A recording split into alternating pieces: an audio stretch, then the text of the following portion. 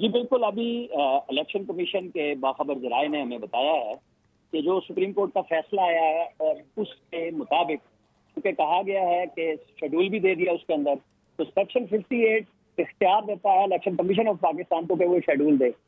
और वो supreme court ने दे दिया, तो वो जो आईनी बॉडी है उसका काम तो ज़ीरो हो गया। और फिर जैसे पिछले दिनों में अभाम आया था कि तारीख कौन दे, तो इलेक्शन कमीशन अब नया मुसवदा जो पार्लिमानी अफेयर्स की वजारत के जरिए हुकूमत को भेजेगा, जो फिर काबीना में जाएगा,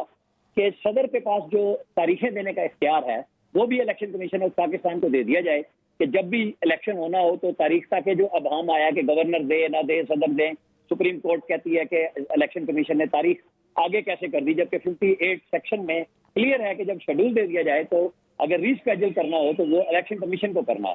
तो जब इस सारी अथॉरिटी को अंडरमाइन किया गया है, तो जो इलेक्शन कमीशन आईनी बॉडी है उन्होंने मीटिंग करके तय किया है और कि मुसवदा तैयार किया जाए, तो ये जो 2 छुट्टियां हैं इनमें भी इसके ऊपर काम होगा इलेक्शन कमीशन ऑफ पाकिस्तान में, और उसके बाद मुसवदा जो कानूनी तरीकाकार है पार्लिमानी अमूर की वजारत के जरिए वफाकी काबीना को भिजवाया जाएगा और फिर उसकी अप्रूवल के बाद कानून साजी होगी। क्योंकि ये समझ में आ रहा था कि जिस तरह सुप्रीम कोर्ट के 4 जजेस ने फैसला दिया कि वो नहीं मानते थे कि इस तरह का 184(3) जी। का नोटिस होना चाहिए था और उसके ऊपर काम होना चाहिए था, इसी तरह इलेक्शन कमीशन ऑफ पाकिस्तान को इसी जी। 184(3) के चक्कर में जीरो कर दिया गया जब उनका शेड्यूल खुद सुप्रीम कोर्ट ने दिया है। तो वो असर्ट कर रहा है कि फिर हम फ्री और फेयर इलेक्शन तो नहीं करा सकेंगे अगर कोई बाहर से आके, चाहे वो सुप्रीम कोर्ट भी हो, वो जी। शेड्यूल दे और वही ओवरलुक करे, तो फिर इलेक्शन कमीशन का काम खत्म हो जाता है।